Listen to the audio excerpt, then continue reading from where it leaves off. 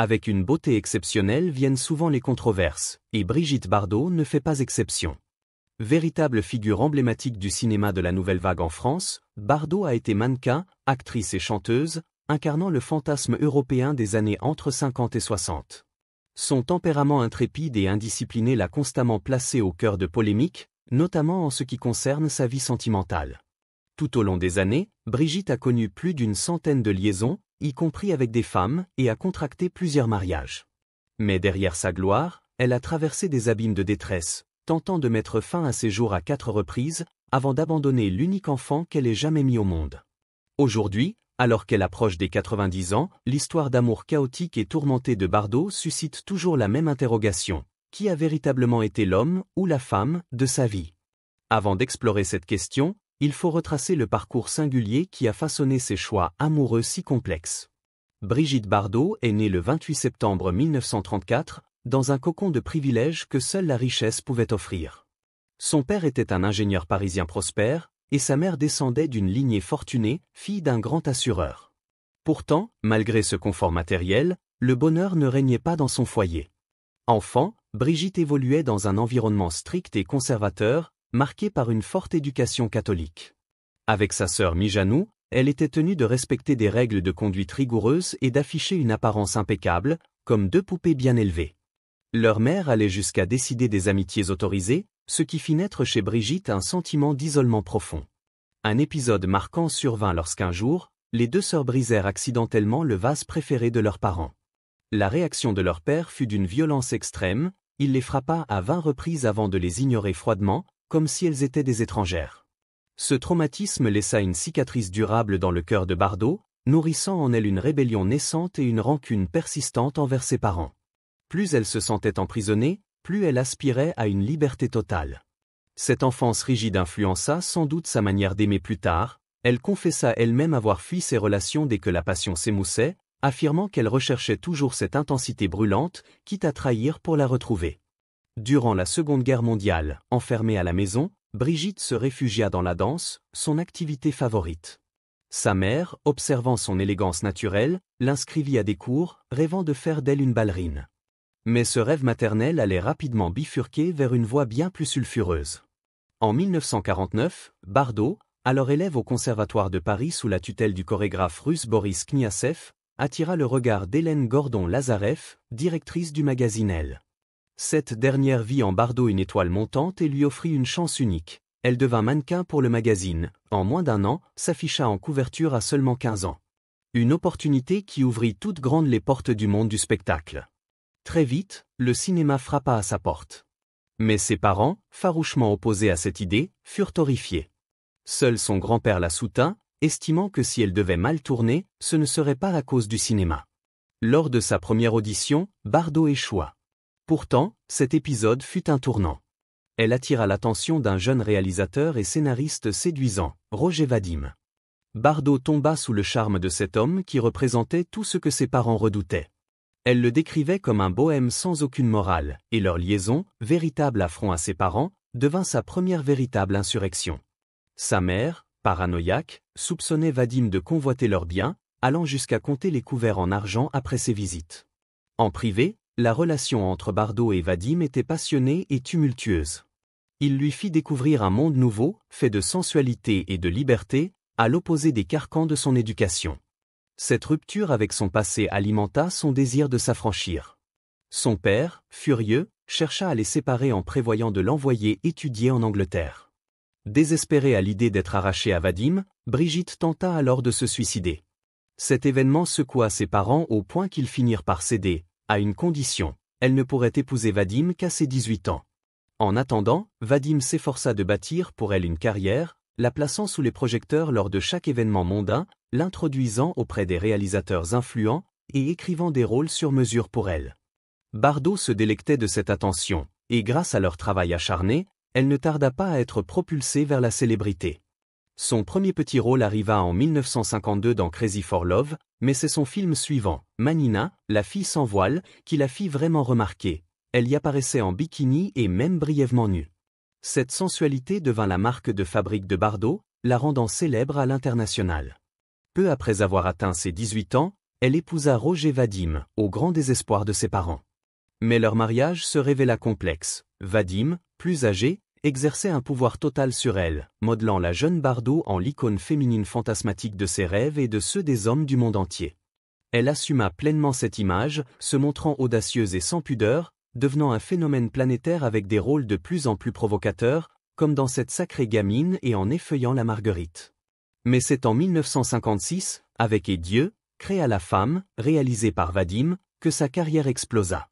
Le film, mélange de drame et d'érotisme, fit scandale à l'étranger, notamment en Angleterre et aux États-Unis, où il fut vu comme une œuvre subversive face à la morale hollywoodienne encore pudibonde. Les critiques américains, fascinés, saluèrent la fraîcheur et la liberté que Bardot apportait à l'écran.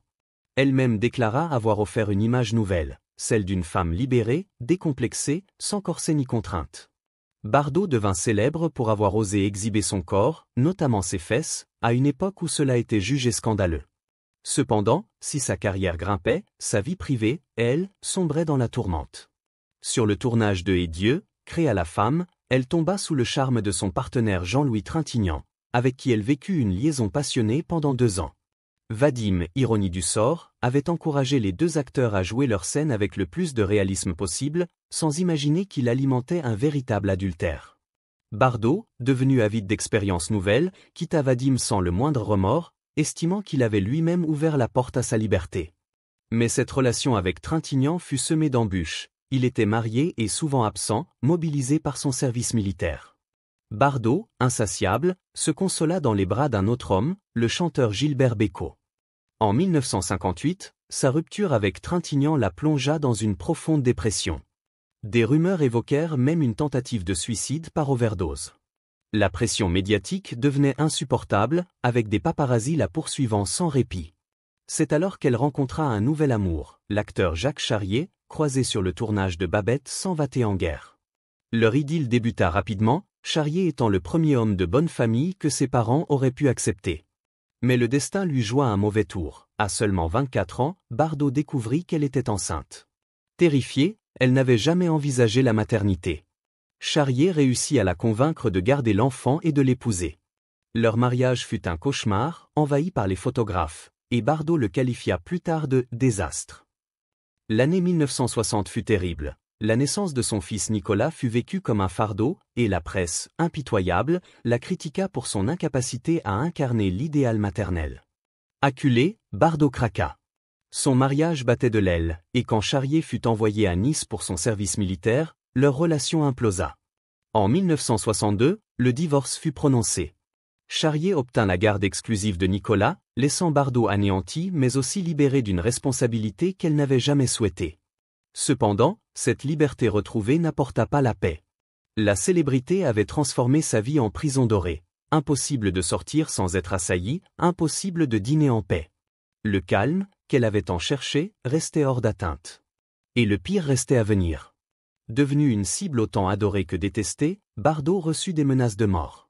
Un jour, une femme de ménage, croisée dans un ascenseur, l'attaqua verbalement, l'accusant d'être une dépravée pendant que les vrais héros, les soldats, risquaient leur vie. Bardot, enfermée avec cette inconnue vindicative, trembla de peur comme jamais auparavant. Mais au lieu de se retirer, elle continua d'accepter des rôles qui l'emmenèrent toujours plus près du gouffre, se débattant avec ses démons intérieurs tandis que sa carrière poursuivait son ascension. À mesure que les années 60 avançaient, Brigitte Bardot poursuivit sa fuite en avant, enchaînant les tournages à un rythme effréné, mais surtout multipliant les liaisons passionnées, comme pour combler un vide intérieur jamais rassasié. Derrière le mythe lumineux se dessinait peu à peu le portrait d'une femme en proie à une angoisse sourde, une quête d'amour absolu qui la condamnait à la répétition des mêmes schémas: passion, trahison, abandon. Après sa rupture douloureuse avec Jacques Charrier, le père de son fils Nicolas, Bardot sombra dans une série d'aventures qui firent les délices de la presse à scandale. Parmi ces liaisons, celle avec l'acteur Sami Frey fut l'une des plus marquantes. Ils se rencontrèrent sur le tournage de La Vérité, un film dramatique de Henri-Georges Clouzot, dans lequel Bardot incarnait Dominique Marceau, une jeune femme broyée par une passion destructrice.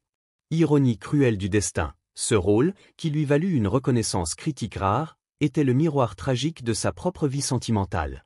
À l'écran comme dans l'ombre, le scénario se rejouait inlassablement, elle brûlait d'un amour total, mais finissait toujours par se retrouver brisée, déçue, rejetée. Ses liaisons successives avec des figures aussi diverses que le musicien provocateur Serge Gainsbourg, le milliardaire allemand Günther Sachs ou encore l'acteur sulfureux Helmut Berger témoignaient de son besoin irrépressible de sensations fortes, de vertiges amoureux. Avec Gainsbourg, ce fut une rencontre électrique, explosive. Le compositeur, fasciné par le charisme animal de Bardot, composa pour elle la sulfureuse chanson Je t'aime, moi non plus, hymne à l'amour charnel et interdit. Ils enregistrèrent ensemble ce titre dans un climat de provocation assumée, mais sous la pression de son mari et de son entourage, Bardot exigea que la version soit retirée avant sa sortie, redoutant le scandale. Gainsbourg, furieux mais pragmatique, la réenregistra peu après avec Jane Birkin, créant un tollé international. Cet épisode résume à lui seul le paradoxe Bardot, avant-gardiste et libre en apparence, mais toujours rattrapée, malgré elle, par les conventions et le regard oppressant de la société qu'elle exécrait pourtant. Mais c'est avec Günther Sachs que Bardot connut peut-être sa passion la plus flamboyante. L'héritier allemand, playboy milliardaire et grand collectionneur d'art moderne, mit tout son génie de la séduction pour la conquérir. Il fit larguer, par hélicoptère, des centaines de roses rouges sur la propriété de Bardot à Saint-Tropez. Flattée, émue par ce geste théâtral, elle céda rapidement à ses avances. Leur mariage, célébré en 1966, fut bref mais d'une intensité folle. Sachs, adepte des plaisirs hédonistes, des soirées extravagantes et des amitiés avec les grands artistes de l'époque, semblait l'homme idéal pour une Bardot qui fuyait l'ennui comme la peste. Mais cette relation, aussi tourbillonnante soit-elle, ne résista pas à la tempête intérieure qui rongeait l'actrice. Derrière le faste, les fêtes et les apparences, Bardot restait une âme tourmentée, incapable de trouver l'apaisement. Leur divorce fut prononcé après seulement 3 ans. À mesure que les années passaient, la star se lassait du cinéma qui l'avait porté au firmament. Les tournages l'épuisaient, les rôles offerts lui semblaient fades, répétitifs. En 1973, à tout juste 39 ans, elle prit une décision radicale qui stupéfia le monde. Elle annonça son retrait définitif du 7e article. Fatiguée des projecteurs, des faux-semblants et de cette industrie qui l'avait tant glorifiée qu'asservie, elle tourna le dos à la gloire sans le moindre regret apparent. Mais ce départ, loin d'apaiser ses blessures, la plongea dans des abîmes plus profonds encore. Rongée par des crises existentielles, accablée par le vide laissé par l'absence d'un amour stable, Bardot fit plusieurs tentatives de suicide au fil des ans. Derrière le masque de l'icône, on découvrait une femme fragilisée, naufragée dans sa propre légende. Ses relations avec son fils unique, Nicolas Charrier, symbolisent aussi ce rejet viscéral des rôles imposés. Dès sa naissance, Bardot renia cet enfant, qu'elle avait décrit sans phare comme un « accident » et un « cauchemar ». Elle affirma, dans des interviews à l'époque, qu'elle n'éprouvait aucune fibre maternelle et que la maternité l'avait anéantie. Des propos d'une cruauté rare qui choquèrent l'opinion publique et ternirent son image, mais qui étaient le reflet brutal de son incapacité à incarner les attentes sociales d'une époque où une femme devait être mère avant tout. Au fil des décennies, Bardot opéra un virage total, presque mystique. Loin du glamour et des feux de la rampe, elle consacra toute son énergie à la défense des animaux, qu'elle considérait comme les seules créatures pures et sincères. En 1986, elle fonda la fondation Brigitte Bardot, qui devint son nouveau combat, sa raison d'exister. Mais fidèle à son tempérament entier, elle n'échappa pas à de nouvelles polémiques. Ses prises de position politiques, souvent jugées outrancières, ses critiques virulentes de l'immigration et de l'islam en France, lui valurent plusieurs condamnations pour incitation à la haine raciale.